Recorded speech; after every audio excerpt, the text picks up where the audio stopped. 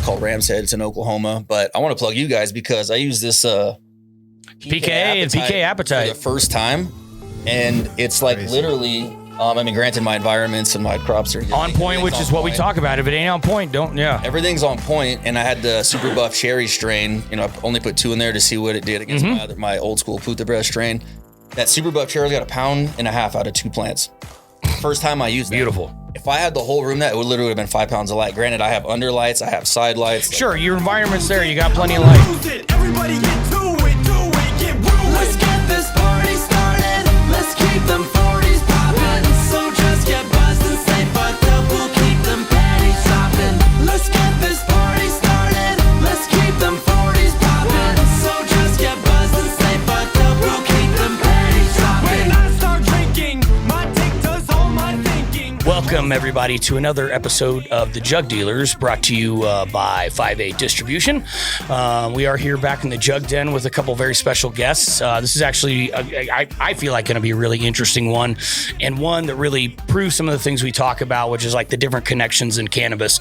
So without further ado, we've got Daniel and Jarrell, who are actually playing tonight at Fiddler's Green for the Hollywood Undead. So it's a band that's been around for, 20 years, guys? Yeah. Going on it, yeah. Yeah, I think next year should be 20 years, yeah. Next year will be 20 years, wow. So obviously you guys have, toured the world. You played a lot of places. You played together for a long time. So I definitely want to delve into that a little bit. But I kind of like to start really about how the hell you guys ended up here, to be honest with you, because this is not necessarily you're not our typical guest. But in reality, I found this to be something interesting where you look at it and you go, Jarrell and I would have never came across each other had certain things not kind of lined up. You happen to be in town. Yep. So I had met with an unnamed, very large farm in LA, and they are, I'm not going to name the names, but they're definitely support us heavily. And I was with one of their head growers, and he goes, "Hey man,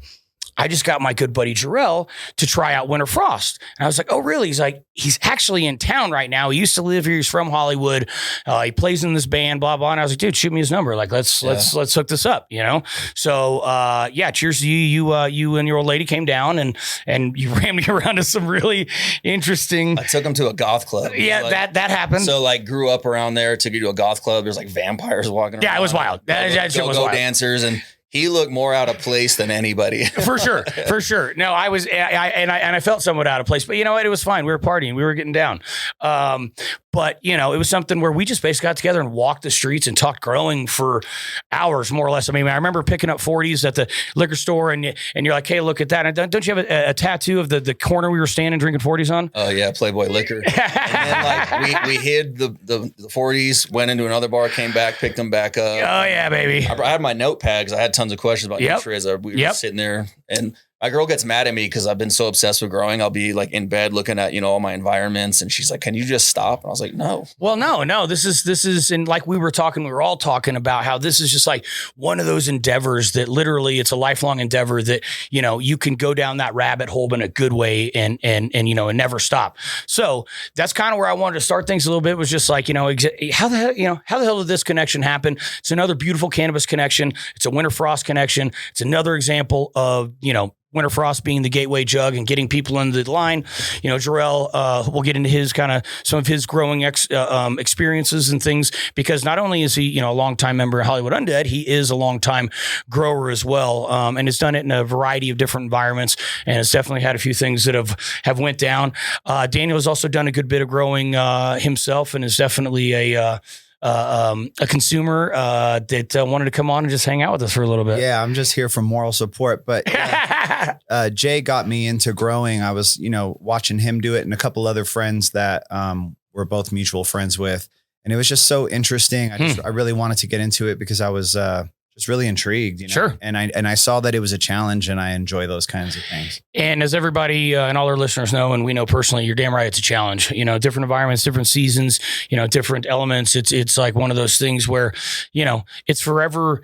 It can be forever gratifying and frustrating at the same time. Yeah. There's only because I've done a lot of consulting. I've fixed large grows, and I never promoted too much on the internet that cannabis and I'm a grower.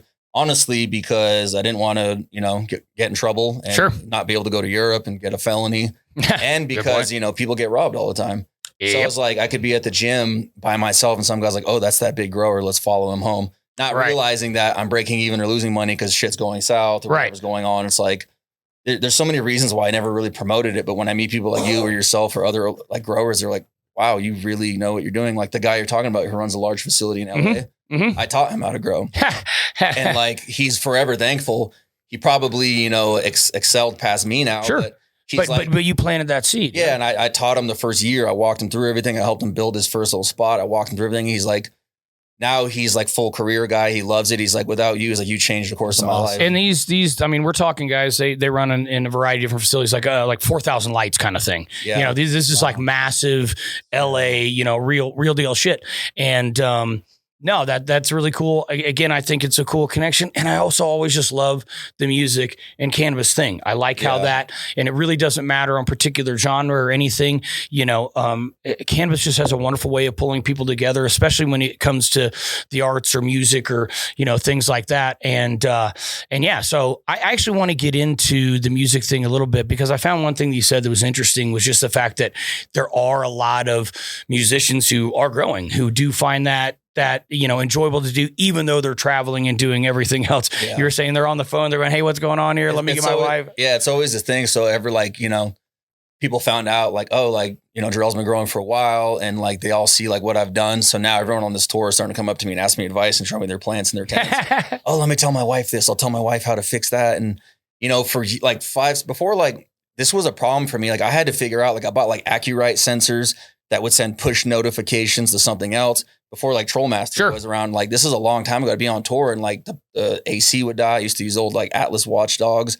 Like I've had everything go wrong. It's like I had to figure out how to like teach, my ex at the time how to like take care of it while I was gone. Cause there was no push notifications. There was nothing to control anything. So I had to like create my own stuff that wasn't even invented yet. And it would all go south. And now these guys who, don't have the means or don't know, they're like, dude, my wife, like let my plants die. I'm so mad. I'm so upset. That happens. I mean, and it happens, folks. We know that. So Jana, you are the lead singer, correct? Yeah. Okay. I do most of so with Hollywood Undead, we've got a lot of members. There's a lot of MCs like that do more of like a rap style stuff for like the verses of the music. And then I usually do the choruses. Gotcha. So like the melodic big chorus part. Right. Yeah. And he sings like this. Yeah. I do the melodic stuff for the girls. No. Yeah. Right. I mean, you got to put a pretty boy right up front, right? I mean, it's like, guys, it's, yeah, man. I mean, like you were saying with music and cannabis, like growing, there's so many different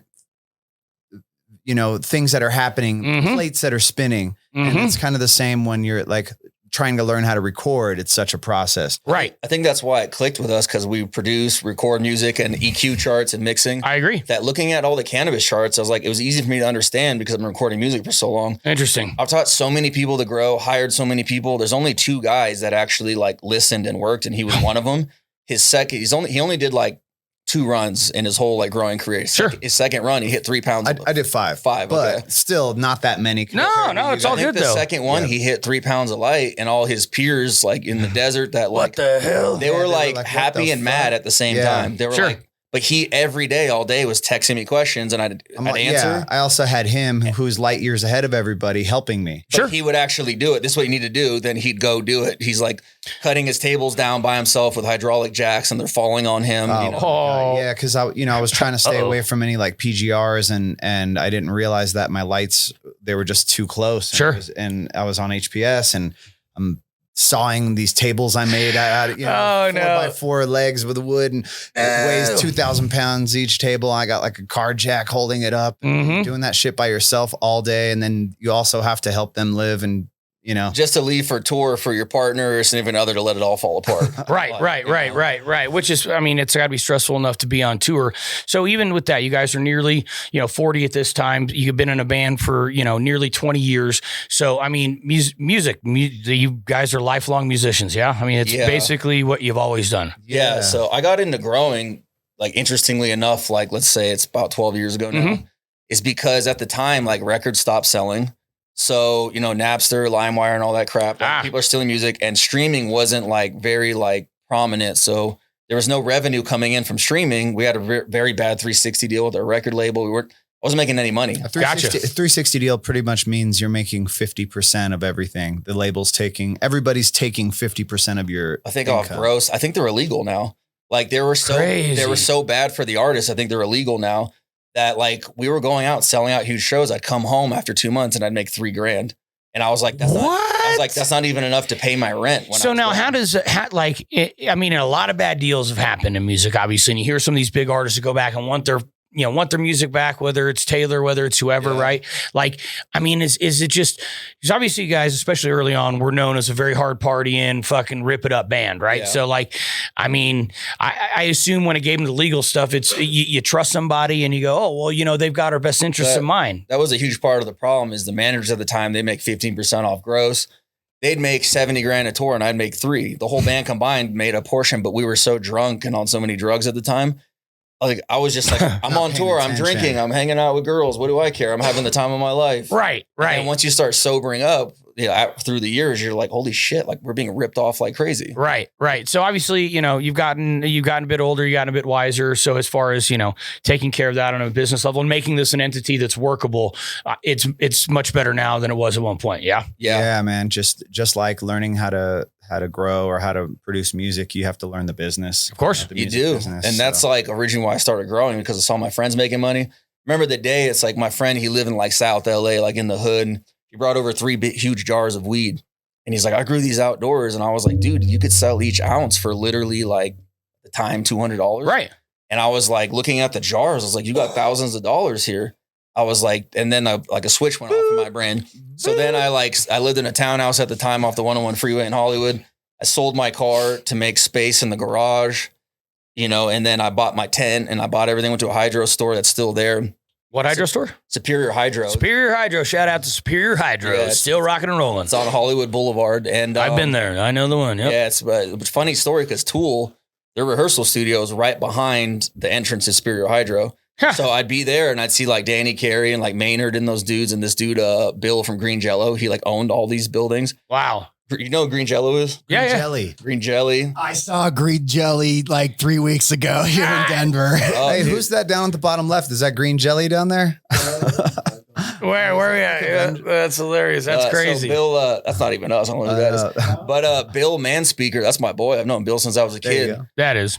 So I'd be going to underground raves in Hollywood because Bill owned the building. Sure. And I was like exposed to a lot of stuff as a So young that had to age. be kind of wild. And it so turned out that the little Airbnb that I got was like a building away from you grew up, which is like a block literally off of Hollywood Boulevard, right? Yeah, I literally grew up like on that block. Yeah. But, Which had to be wild. My childhood was crazy. I loved it. People are like, oh, I grew up in the hood. It was terrible. Like I loved it. We did whatever we wanted. It was fantastic. My childhood was great, but it was like very violent and neither here nor there. I didn't go to school and it was very uncontrolled. When did you stop going to school? I had a boot camp when I was like 13 and then I just never went. No shit. My mom was like a hippie and she was like, they're going to pump you full of drugs if I send you to public school. So she never made me go to school. So I grew up a few blocks from Hollywood High and I knew all the kids there. I skateboarded every day, but I just never went to school. You just never went there. So when did you pick up the guitar? Started playing, I was like 15 or 16 and I still haven't gotten better since then. No, it's crazy because I'm far more obsessed with growing. I'm far better grower than I ever was at music. I know. And this is funny because you were always much more into talking about growing than music. You're like, yeah, music, it pays my bills. I enjoy doing it. It's something I've done my whole life. But like on a, what you really enjoy talking about and getting better at is growing. Yeah. Yeah. And it's like a crutch because I wish I felt that way about music. I'd be way better at recording, producing, and music, but it never clicked for me like growing did. Right. Since I started in 2013, I think it was, I never not had a grow. I still have grows. Right. I've been touring. I've never not had a grow that was active since I started. Which is impressive. That's a long run. Yeah, multiple ones. And He granted, works hard in everything he does. One thing I think Jarrell's really good at is big concepts. So when the band started, it was Jarrell's idea. It's Jarrell's baby, the band. And Jarrell also thought of the masks and the name and all that stuff. And obviously some bands, I don't know how this shit works, but some of them kind of come together, but it always seems like there's always somebody that has the bigger picture thinking, somebody's idea, somebody's the front man, got to be it, whether it's literally singing the songs or just being the person that's driving it. That was Jarrell.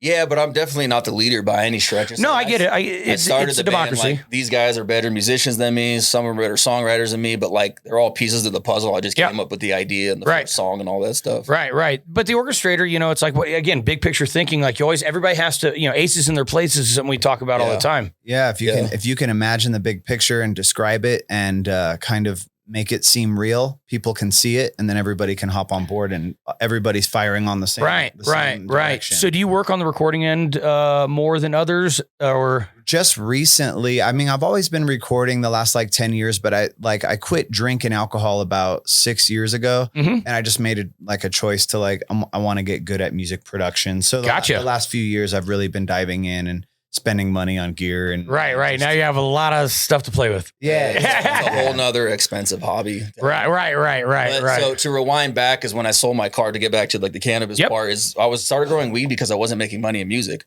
selling out shows, bad record deal. I was like, there's nothing I can do to make money. I was like, I have to make more money because I can't survive like this. So I, got a tent, and then, my first like rip, I think I did like 2 pounds out of like 3 600 HPS lights. Get her done. My friend shipped it off to New York, got the money, like blah, blah. I was like, this is great. And then I rented a house, did the garage. I got it way ahead of myself, got a warehouse in Long Beach, which was super far from me and, in Hollywood. Yeah. I'm about to say that. I mean, you got to get all the way across the city and do traffic. I was driving like 6 hours a day, working like 10-hour days, like just nonstop, just to go on tour for it to fall apart, to come back. And, finally got rid of that place, got another house. And everybody says it's great to be a rock star, but it sucked for me because the money I was making on tour, I was sinking into the warehouse. So I was making nothing. Some of the guys in my band like, oh, I can't wait to take 2 weeks off. I'd get home and like harvest, flush like 50 lights, and just, it was nonstop. And I started like hating my life, but I was so obsessed with growing, I couldn't stop. I should have stopped. Losing money, I just never stopped. Then I built another garage out. And then finally, like after years of this, I had another garage in North Hollywood, or another warehouse in North Hollywood. I kept going and going. And I got so tired of like, why was one run good and one run bad? And you're talking after like 8-9 years of growing. I was like, what is going on here? Like, I'm so tired of like not having answers. Yeah, the lack of consistency. There wasn't a lot of information. Like, like there was no podcast. There was no, like, I had the George Cervantes, the Grow Bible. We all did, which was a great, entrance piece. But we all know there's a lot of questionable information in there too. There's so much more, and I had it blacked out with black duct tape because we'd be in Russia and Eastern Europe. I'd be on planes, and it's so illegal there. 7 years for a joint. I'd be reading it on the planes, like kind of peeking in there with my highlighter markers. I was so like thirsty for more information, but there wasn't any. Right. So as time went on, I came across Ramsey Nubani, and I reached out to him. I was like, dude, like, I'll pay you to like teach me. So he started consulting me. Then we became friends. He started working like on my facility with me. And then only now I actually know what's going on. It's like if I build an environment, I've built so many grows now that if I build it right from the start, and I've built other people's grows, I built dudes who've never grown before, and they come out hitting almost 3 pounds of light, and everyone hates them. I'm like, because the environment's right. Right. Well, that's the first time. Light and environment's the most important thing. Then obviously it's genetics, then grower, and then nutrients. And nothing can overcome anything else. We talk a lot about this. I call it the hierarchy, of importance of quality craft growing. It's like nothing, great genetics are not going to overcome a bad environment. A great grower can't overcome bad genetics, right? Mm-hmm. So it's that, and that's just kind of how I put it together. And I think for a lot of people, that helps make it click. Don't get the cart before the horse. Don't think about, it's like when somebody came to the hydro shop and wanted to buy CO2 first. And it's like, oh, bud, you haven't hung a light yet. Like, and if people want to know more about that, Jaron, they can check out the Growers Pyramid episode of Jug Dealers. Did an entire episode about that. Well, it's hard to get people on that train because I knew this, and like I went back to my people. I wrote down what you said when we hung out. And because everyone's like, let's switch nutrients. This isn't working. I'm like, dude, the AC is like 90 degrees in week 7. Like, we're not going to yield. It's not the nutrients. And you're frying all your terps past week 5. It's, if it's above 80 degrees, in my opinion. Very volatile. It's not working out. And they're like, but people are so quick to be like, the lights aren't good. This aren't good. And I've sold so much used equipment. I've sold like hundreds of thousands of dollars of used grow equipment. Got some, used it, sold it. Got some, used some, sold it. Yeah. People are literally like, well, I hit 3 pounds of light with this light. I'm like, what's your nighttime environments like? What's your like, oh, I don't know. I'm like, what do you mean? I'm like, oh boy, dude, buy a $5,000 light and you'll still do bad. Well, if you don't have it all set up in order, it really is one of those things that can't be just, you can't just throw money at it. And unfortunately, I think commercial cannabis has come to this place where everybody just thinks they can just throw money at it and it'll work. And that's just not it. I mean, I was talking to a friend of mine who just moved back to Oregon, and, it's like he just is going to be taking over this farm. They got more dollars and cents, great bones, great infrastructure. terrible growers. It's so hard because I consider myself a good grower at this point. I've learned from the best, and ran my facility's 272 lights. Still struggle, especially with me being on tour. It's like I know what needs to be done, but making the mechanicals just do. When you're a grower, I tell people like you're a maintenance man. You rarely touch the plants. Wait, What do we say, plant janitor? Plant janitor. If you don't know how to fix everything on the spot, you're not a good grower. The reason why the guy in LA, he was like a handyman. He excelled at it because he knows how to fix things. I was like, when something breaks, you fix it immediately. Immediately. Like that fan's been busted for like a week. I'm like, your airflow's off. That's why there's hot spots here. Just one fan, and people don't want to believe that. Right. Right. Well, and people want to believe that they're better growers than they are. I mean, it's really interesting how it's my best growers are absolute rookies who follow my recipe like a Bible and get just like he did when you said do this and he did it and it went really well. Well, no shit. And experienced growers know at least you got to get a baseline. Adjust it after that, no problem. But find a baseline. You know? Experienced growers, I stopped hiring them because they won't listen to like my. Well, now you got to retrain. Like trying to teach somebody like golfing. If you're trying to teach a guy that's been golfing the wrong way for a long time, now you're trying to show him the fundamentals. They're and like my boy in LA that we're talking about, he's the same way now. I think I instilled that in him possibly. Like, don't hire experienced growers, hire someone new and train them. Yeah. I mean, I ran snowcats at Wolf Creek ski area. And if I've ran snowcats at other ski areas, I would have never gotten the job. Yeah. I had experience with the right kind of equipment, hydrostatic machinery, et cetera, to be a candidate for it. But he wanted to teach you how to run on his mountain. You know what I mean? Shout out to the Wolf Creek ski area.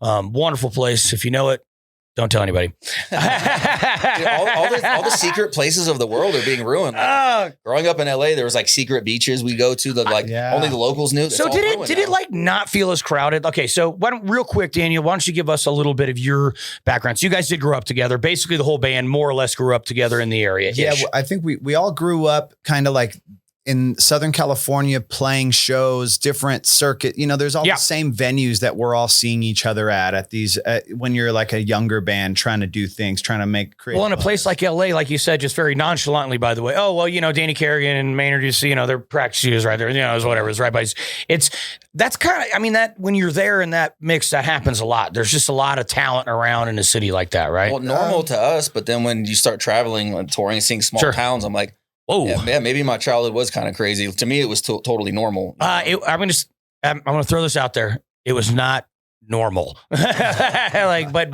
I also find it very interesting and just that path to cannabis and just that, and even understanding that your mom was like, you were just too, like, you're too what they would have loved to call ADD or whatever to like, this isn't going to work for you. Maybe that's what it was. I was always all over the place. She calls me whiplash because I'm just always bouncing around. Maybe she thought they were going to pump me full of drugs. I don't know. Yeah. And here's the thing. Honestly, like you've done a great job at self-education though, because some people do, some people let that happen and whatever, their education stops at a certain point and then they just never move on from there. I went to public school and I'm always asking him how to spell shit. Like, how do you, and he's like, right. And where'd you go to high school? I went to a high school called Victor Valley High School, same high school that Dan Henderson, the Olympic wrestler. Really? Yeah. So I wrestled in high school. Nice. He was was she the prom king? Hey!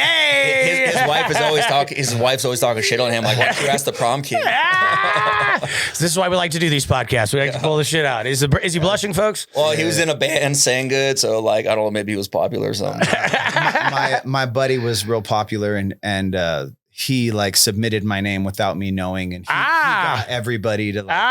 There was an underground recruitment process. Was there? My wife loves to tell. Oh yeah, that's good. That's good. Your wife sounds like a fun lady. It's weird, like the little pocket that he's from. A lot of like very talented people come out of that. Ryan Garcia, the boxer, right? Brian Herman, the pro skater, who's like considered like one of the best since Tom Penny. It's grown a lot recently in the last 10 years, but when you're growing up in an area where there's not something to do every single night, right, you can become good at shit if you want, because you're not distracted. I don't know if that exists anymore with technology. It doesn't. Well, not unless you intentionally do it. No, I would say on a general, but even just move through life. Yeah. I mean, even look at the screens right here. It's just like, dude, there's just so much shit always going on. Distractions. Like my nephew's like wants to play the bass and guitar more. He's 20 years old. He's like, like, how did you do it? I was like, I didn't have TikTok and Xbox. I had nothing else to do. Literally stare at the wall because I didn't have cable. Or pick up the bass. Or pick up the bass and just fart around, you know? Right. Or it's just, I mean, that was your choice. So it did always feel, because man, LA is just such a crowded place. Even when we were walking around, it's crazy how normalized people are to certain things that happen in Hollywood. Again, you think your upbringing is normal. It's like there's just some guy crackhead in the middle of the street freaking out. Fuck ladies walking the dog right by like it ain't nothing. Like this is every day. You definitely get desensitized. I don't spend Very much so. much time there anymore. And I go back now, I was like, Jesus, man, this is brutal. Right. Like LA now reminds me of the 90s when I grew up. As a kid, I loved it. I loved the chaos of it all. Right. Now it's like rent is $6,000 for 2-bedroom apartment. And you have to deal with that shit. And you're scared to walk your dog. Right. As a kid, you're not scared of anything. But Sure. like for people who have kids, I'm like, damn, I can't believe you put up with I can't this. believe that's the thing. Every time I'm there, I'm like, and I'm usually just passing through whatever. I can't believe people pay that to live here. It was wild. I try my best to not be a reactive person, but I am. Mhm. If I'm walking by and some crackhead spits at me, like I'm gonna do my best to not like kick his teeth in, and like I just don't want to put myself in those positions. It's better for me to just not be there. Right. Well, and obviously, you guys were, had a lot of piss and vinegar at a young age. So there was a lot of drinking, a lot of fighting. I mean, didn't you even say one of the managers or the security managers this year was not wanting to have you guys come by? Well, he was just like, I heard you guys were on this tour, and I was like, fuck, this is gonna suck. And Because of a reputation, Of course. from the past, Of course. a long time ago. Right. We used to drink and fight a lot. That's how we grew up. Right. What was normal to us, like shocked other people. Sure.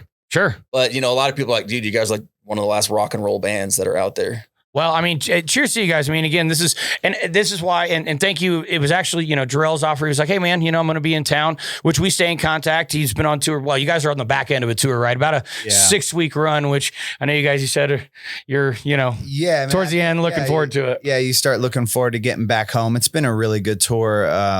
We put out a new album a little while ago, about a year and a half ago or something, called Hotel California with a K. Anyways, plug that real quick. And yeah, absolutely. And we'll have you guys all tagged up. Prom King hitting it. Hey. And then right now we're on tour with old friends of ours. They're an awesome like metal band called I Prevail. Okay. And also a band called Hailstorm. Nice. Really cool rock and roll band that like they're keeping like rock and roll alive for sure. Female front. Nice. Singer. Yeah, you guys were saying She that. plays guitar, shreds, sings like a motherfucker, man. Nice. So to touch like on the cannabis part with the drinking, we used to drink a lot. Right. We all started smoking more, and it really, really like is better for us. Right. Well, of course. And I mean, honestly, you guys look good. I'm sure that, there's been times in your life where you've been a lot rougher around the edges. Dude, we look better now than we did 10 years ago. Right. Because we were destroying our bodies. So at night, we sit around, we smoke weed and we chill. Like you laugh and you go to sleep. Yeah. Some of the guys still drink beers. We crack jokes. And then it was like, that's it. Yeah. As opposed to like breaking out the tequila, drinking until like we disappear at bars. And smoking cigs all night. Right. busting Right. out the cup. Right. It all leads places, Yeah. But I mean, again, that was, I guess, the lifestyle. That's what you guys came out of. That was the journey. That's, And it was it's fun. Yeah. Well, yeah, let's be honest. It was fun while it lasted. And then I'm glad that, you guys, because a lot of people just crash and burn. It's gone. Fizzle that way. It's like some people like, man, I thought you guys were rock stars. I'm like, nobody wants to see like a 40-year-old dude sloppy and fat, walking around like just wasted. Because I see other bands do that. Right. I'm like, dude, that shit ain't sexy. Like, Right. It doesn't look good. That isn't cool. No, yeah. Sad. So when's the next time you guys actually go on tour? I know you guys do international tours and stuff. I mean, you guys are next one's in Europe. Yeah. next one's in Europe. Where how many stops in Europe roughly? I know. I think it's like a month, and I think it's like exactly a month. We're going out with Falling in Reverse. Nice. Really cool, hard, like heavy rock group. Right. They're doing really good right now. We're a lot bigger in Europe than we are in America. Really? Like in Russia, since we're heading there to headline a stadium, like 17,000 people, and it, I think it was going to sell out. But since the war started, we had to not go. Right. Like when we go to Russia, we could sell an arena like super fast. Like we're huge in Russia and like Czech Republic, Germany. We're pretty big in the UK. A lot of Jarrell was on the cover of like their, like Tiger Beat. Right. Teen Bop. The Teen Bop Teen Bop. magazine. Like, this dude was on the cover of that shit. It was like next to like Justin Bieber, Harry Styles or something. You're like, how in the I asked one of the guys out there, he was like our translator and like Elysion or whatever. And he was, I was asking him like, what do you think it is that helped this band get big out there? He's like, I think it was just the right music, right time. they don't understand. Well, let's talk about some of your musical influences. And I had asked a little bit, but I would love to hear some of you at the time. And we're roughly the same age. You know, I'm 42 this year. Yeah. You know, so a lot of the music that we talked about on the drive over, you know, we both identify with. But why don't you guys tell me some of your musical influences? I'm legitimately curious. People think like, because we are like rap rock people. I didn't really listen to rap rock bands. I was never like a big Linkin Park or Limp Bizkit fan. Same here. I was never into that stuff. Like we grew up on like really counterculture stuff, like punk music, like psychobilly, like hardcore. So it's my musical influences were like when growing up in LA, it's like I hung out with cholos, taggers, skaters, like, you know, it was weird. There were like Nazi lowriders that were always around. Like everyone just kind of were like always hung out together, even though they shouldn't be. There was like Crips. Hanging out with Nazi lowriders was super weird. Again, he called us normal folks. Yeah. So it was like everybody, you were like subjected to like, this dude's listening to oldie jams. This dude's listening to like Slayer. So you were subjected to so much music that like, I got into the punk scene. He was into the punk scene. We're going to punk shows like constantly. And that's kind of what we grew up on. Is like, well, and there was always something. I mean, that kind of place, always something to do, always a show. I mean, and probably even more so then than now, because a lot of the venues were cheaper. I mean, you know, different. That's where you met your friends. There weren't cell phones weren't around. So you wanted to hang out. You went to the show. You knew everyone was going to be there. Yeah. Good point. No, I mean, and that's what a different, and honestly, even at 40, right? We're in that age where there wasn't cell phones, but then by the time we got to 16, 18, 20, that entered, you know, the situation, but we still remember busy signals. We still remember possibly calling a house and have to talk to some dude's mom, you know what I mean? Set the phone down, they're calling for the kid. Don't call past 9 p.m. Totally. Get a foot up your ass. Totally. I feel bad for kids these days because even my nephew, he's like, man, I wish I grew up at that time. He's like, that just sounds cool. I was like, it was cool. There's the days of like, Jarrell, Jaren's on the phone. Yeah, exactly. And I'd be like, oh, tell him I'm not here. That's funny. A long time ago, my buddy Justin, he had a African gray parrot, and it would go, and it would go, hello, Justin, phone. Yes, dude. And my mom had an African gray. They will do that. They love it. They're so smart. It's like they love to. He would literally do that same shit, or like call my mom's name, and then she'd be like, "What?" And he would laugh. He loved it. He entertained himself by doing that. We need it. With the days I don't feel like playing shows, I'll put an African gray parrot on stage for me. Just do all my stuff. It'll be perfect. How much time do you guys spend, practicing? Do you pick up your guitar every single day? No, and that's the problem is I don't. I had a wrist injury I'm coming out of, but. Even you're like trying not to overplay. Well, I can't get into it like I can with growing. Like, right. I go to the grow every day. I'm on my phone. Well, that's what Danny was saying. Like, every day. Like, I'm so obsessed with that. Like, my girl will call me and be like, when are you coming home? I was like, oh, I'll leave in 10 minutes. An hour goes by. She calls me again. Like, I just can't get out of there. Yeah. There's always something that needs to be done. He was the same way where you make an adjustment. I'll sit in my room for an hour to wait and see what it does. I'll have my fluke meter in my hand, waiting to see what the environment changing to.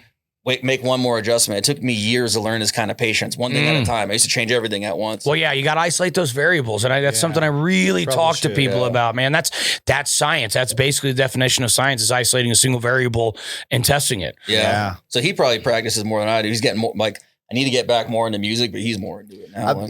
I try. I'm not like a shredder on guitar, but I pick it up, I'd say once a day for 10 minutes, 15 minutes. Sure. And then we play every night right now. So right now, like we're in performance mode. Right. You're in the mode. You're in the tour mode, but then I sing. And so I'm always trying to like hum along throughout the day, so just kind of keep the. So how is that? Like, not smoking cigarettes has got to be great for your voice, and that's got to be a lot better, huh? Dude, I think really what it is, it all depends on the person. I think rest is the biggest part. That's the biggest thing a person needs to be able to perform successfully for like an extended period of time. You just got to get at least 7 hours, 8 hours, good rest, stay hydrated. One of the dudes in our band still parties a lot, and he's the funniest guy you'll ever meet in your life. So at the end of the night, he's in the front lounge of the bus drinking. He's making everyone laugh. He's cracking jokes. He's got the guitar. He's like fucking screaming till 4 a.m. The next day, he's like, my voice, I'm losing my voice. Like, God, dude, I need to chill. My voice. Yeah, I was like, because you no shit.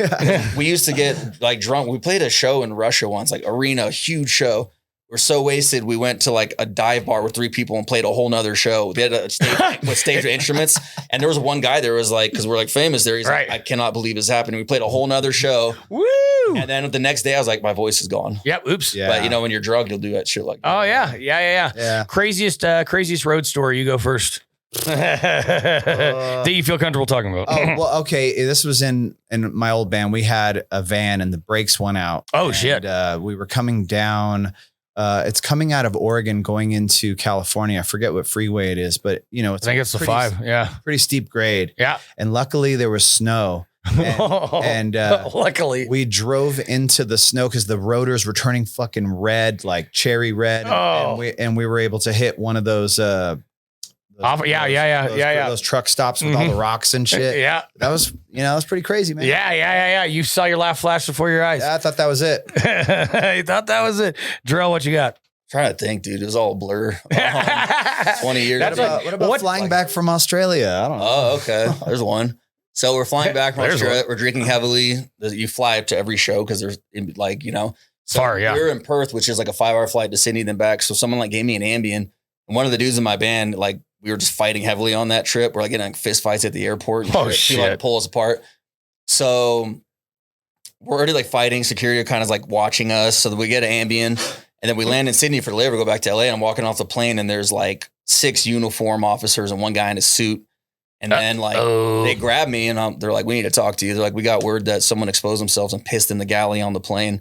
And I was like, that wasn't me. Like they said he had tattoos. I was like, there's so many bands on this plane. I was like, everybody has tattoos on this plane. Like, they said he had like big holes in his ears. Like everybody has holes in their ears on this plane. Like blue LA hat. I was like, yeah, that's me. Definitely me. So I talked to him for like 30 minutes and, I can compose myself pretty well. Right. The guy in the suit wanted me bad. He's like, you're going away, man. I'm getting you on You're like, toast. Sex offense, like, all this stuff.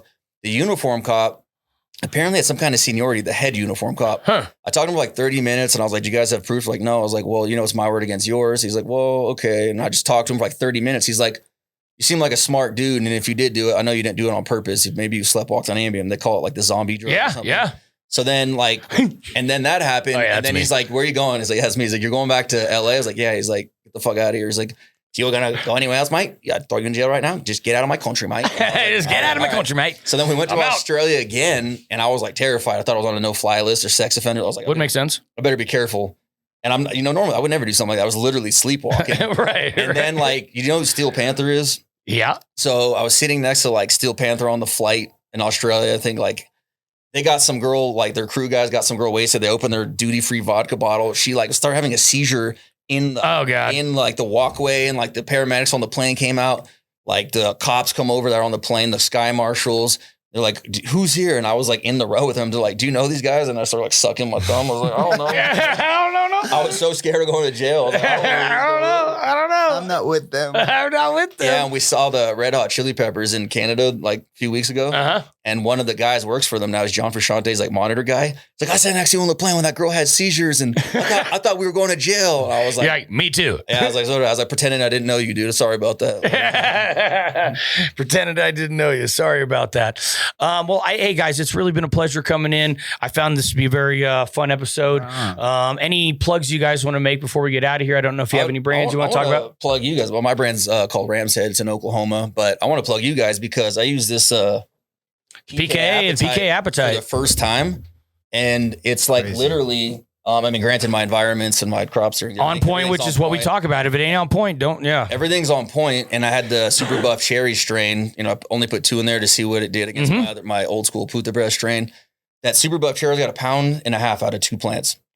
First time I used that. Beautiful. If I had the whole room, it would literally have been 5 pounds of light. Granted, I have underlights, I have side lights. Sure, your environment's there. You got plenty of light. But again, that's something I would assume, right? Before I would even care to think that a nutrient's going to have any type of hardcore impact like that. It looks like you're using PGR because they get big and fat. And like it's crazy because you told me it's kind of like a fulvic acid. It just helps it like uptake the PK that's already in there. I was using my base and that, but and obviously winter frost, that's a given, Yeah. Winter's the gateway jug. Again, that's actually what created this whole podcast. And again, Drell's been trying some of our products. We sent out some Magnificent Garden as well. This girl's got a plant store that she's been having it in. And, I really love the places that cannabis has taken me, the people that I've met, and spending time on the road. And you guys obviously get that. It's really, for me, it's part of the the shit that fills my cup is meeting people, meeting eager people, meeting people that want to learn. Yeah. I mean, I was literally like, you showed up with a